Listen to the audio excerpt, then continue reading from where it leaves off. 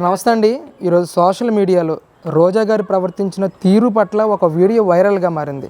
ఒక దేవస్థానంలో పారిశుద్ధ్య కార్మికులు సెల్ఫీ అడగడానికి వస్తూ ఉంటే ఆవిడిచ్చిన హావభావాల మీద విపరీతమైన ట్రోల్స్ వస్తూ ఉన్నాయి ఈరోజు. అసలు ఆమె ఆ విధంగా ప్రవర్తించడాన్ని ఒక మహిళగా మీరు ఏ విధంగా చూస్తారు? ఈరోజు మనం కొత్తగా ఆమె గురించి మాట్లాడాల్సింది తెలుసుకోవాల్సింది ఏం లేదండి. నగర ప్రజలు ప్రధానంగా ఈ రోజున ఆమెను చీకొట్టారు మన జరిగిన ఎలక్షన్లో అంటే అంతకుముందు ఎలా గెలిచిందనే విషయం పక్కన పెట్టేద్దాము. వాళ్ళ పద్ధతి అది. ఒక రోజా అనే కాదు, వైసీపీ నాయకులు ఎవరైనా సరే గత ప్రభుత్వంలో ఎవరైతే మంత్రులుగా ఉన్నారో, ఎమ్మెల్యేలుగా గెలిచారో ఈ 151 మంది కూడా ఒక్కళ్ళని వీళ్ళు మంచి చేశారు ప్రజలకి లేదా రాష్ట్రానికి, లేదా వాళ్ళకి కేటాయించిన శాఖల్లో వాళ్ళు ఉన్న శాఖల్లో ఈ పని విధానాన్ని ముందుకు తీసుకెళ్లారు, లేదా దాని మీద ఆ శాఖల మీద శ్వేతపత్రాన్ని విడుదల చేశారు, అలాగే ప్రెస్ మీట్లు పెట్టి వాళ్ళ శాఖ గురించి అవగాహనగా ప్రజలకు తెలియజెప్పారు అనేది ఏదైనా ఒక ఇన్సిడెంట్ ఉందా మనం తెలుసుకోవడానికి? ఈ రోజున ఓడిపోయినా కూడా వాళ్ళు బుద్ధి చూపించారు.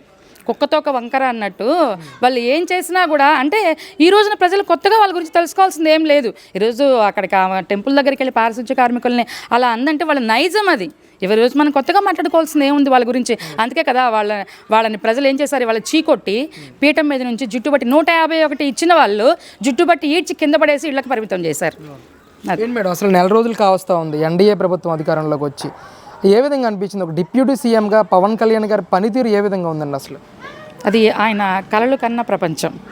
ఎప్పుడూ కూడా ఆయన అధికారం కావాలని వెంపర్లాడలా, ఎప్పుడు ప్రజల మధ్యన ప్రజానాయకుడిలాగా, ఒక రాజకీయ నాయకుడిలాగా కాకుండా ఒక నాయకుడిలాగా, ఏమాత్రం అధికారం లేనప్పటికీ, ఒక్క ఎమ్మెల్యే కూడా పార్టీలో లేనప్పటికీ, అలాగే పోటీ చేసిన 2 స్థానాల్లో కూడా ఆయన ఓడిపోయినప్పటికీ కూడా బలంగా నిలబడి ఆ ఓటమిని ఒక అరగంట పావు గంటలో వదిలేసుకుని సింహం కనుక జూలు విదిలించుకొని పైకి లేచినట్లుగా స్వచ్ఛంగా ఆయన ఈ 5 సంవత్సరాల నుంచి ప్రజల్లో ఉండి ఏదైతే కౌలు రైతు భరోసా యాత్ర కానీ, అట్లాగే జనవాణి ఏదైతే మనం చూసాం, వైజాగ్ జనవాణికి వెళ్తుంటే ఆయన ఎలా నిర్బంధించి నోవాటల్లో బయటకు రాకుండా ఒక జైల్లో పెట్టినట్టుగా ఆయన ఎలా చేసి మా నాయకుల్ని రిమాండ్కి తీసుకొని 14 రోజులు ఏమో వాళ్ళకి జైల్లో ఉంచి సెంట్రల్ జైల్లో ఎలా ఇబ్బంది పెట్టారు.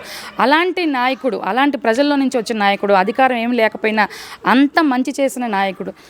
అలాగే మాది క్రియాశీలక సభ్యత్వం ఏదైతే ఉందో, ఈ రోజున మొన్న రీసెంట్గా జరిగిన మనోహర్ గారు మీటింగ్లో చెప్పారు, మా గెలిచిన ఎమ్మెల్యేలందరికీ సన్మానం చేశారు కదా, దానిలో చెప్పారు 19 కోట్ల రూపాయలు క్రియాశీలక సభ్యులకి చనిపోయినా కానీ యాక్సిడెంట్ అయిన వాళ్ళకి మేము ఇవ్వడం జరిగింది. అట్లాగే 344 మందికి ఈ పరిహారం అందింది వాళ్ళకి ఏదన్నా. అలాంటి నాయకుడు ఈ రోజున అధికారం వస్తే ఎంత యాక్టివ్గా పనిచేస్తారనేది ఇప్పుడు మనకి నిదర్శనము.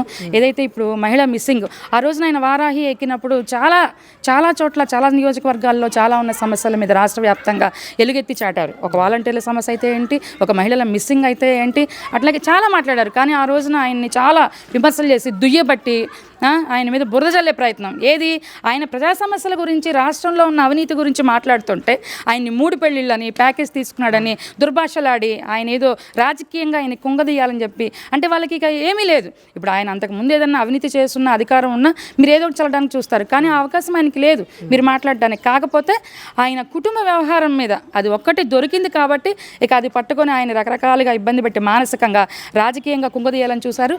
కానీ వాళ్ళ ఎత్తులేమి చిత్తు చేసేసి పవన్ కళ్యాణ్ వారు ఈ రోజున కడిగిన ముత్యంలాగా అధికారంలో కూర్చున్నారు. ఎక్కడైనా ఇది అసలు నిజంగా నాకు తెలిసి వరల్డ్ రికార్డ్ అని చెప్పుకోవాలేమో.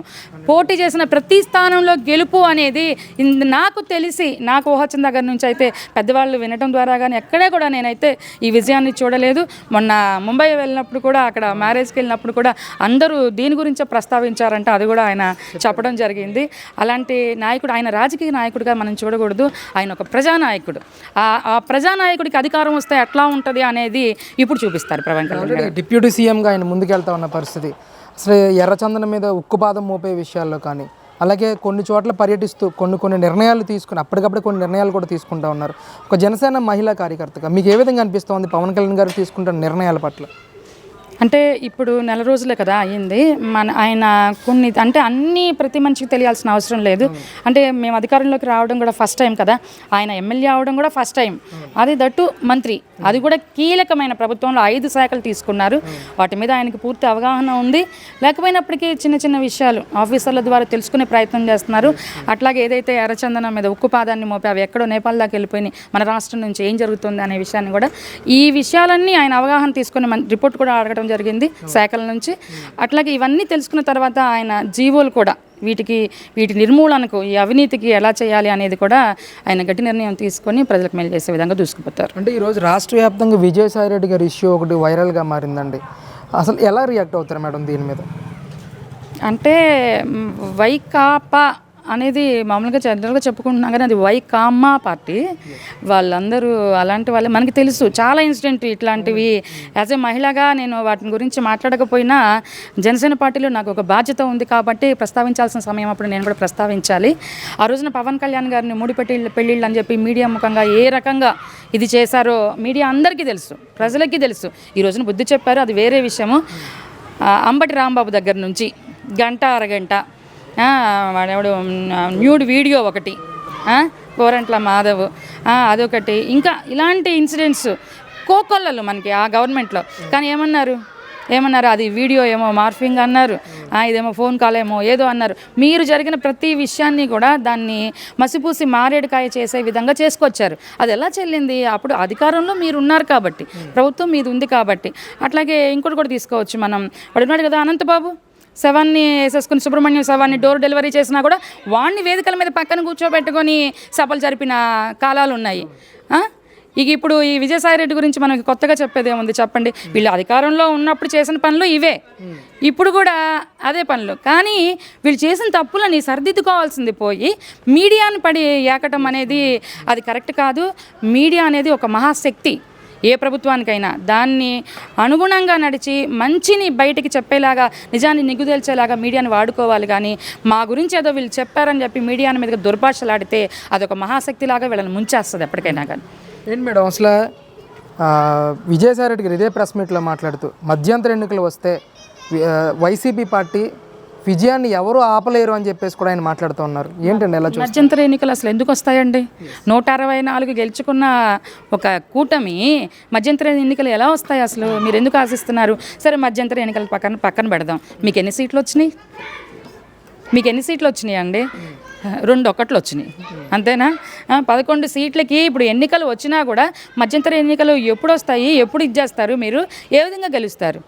మధ్యంతర ఎన్నికలు కాదండి, నెక్స్ట్ 5 years తర్వాత మాట్లాడుకుందాం మనం. ఎన్ని స్థానాల్లో మీరు గెలవబోతున్నారు? ఆ 11 అయినా వస్తాయా అసలు మీకు?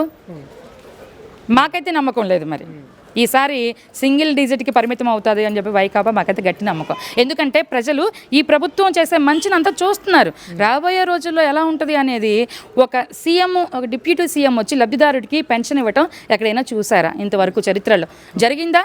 లబ్ధిదారుని ఇంటికి వచ్చి ఇలాంటి మంచి చూసిన తర్వాత ప్రజలు ఇప్పటివరకు ఏం కోల్పోయామనేది తెలుస్తుంది. ఒక సంక్షేమం ఒకటే కాదు కదా, అభివృద్ధి కావాలి. నిరుద్యోగం పేరుకుపోయింది, ఎక్కడ ప్రాజెక్టులు అక్కడ ఆగిపోయినాయి, రాజధాని కుంటుపడిపోవడం కాదు పూర్తిగా నాశనం అయిపోయింది. పోలవరాన్ని ఇది చేసేశారు. ఏది మీది? పూర్తి మద్య నిషేధం చేసి నేను వచ్చి ఓట్లు అడుగుతానన్నావు. నేను చేసిన మంచి ప్రతి ఇంట్లో జరిగితే ఆలోచించి ఓటేయండి అన్నాడు. మరి ఎందుకు పడలేదు నీకు ఓట్లు? అని నువ్వు మంచి చేసావా? చేస్తే ఓట్లు పడేయే కదా నీకు. అంటే ప్రజలు ఎంతకన్నా ఉదాహరణ ఏం కావాలి మీకు? మిమ్మల్ని 11కి పరిమితం చేసి 150 నుంచి 5 ఎత్తేసి అటొకటి ఇటొకటి మిగిల్చారు.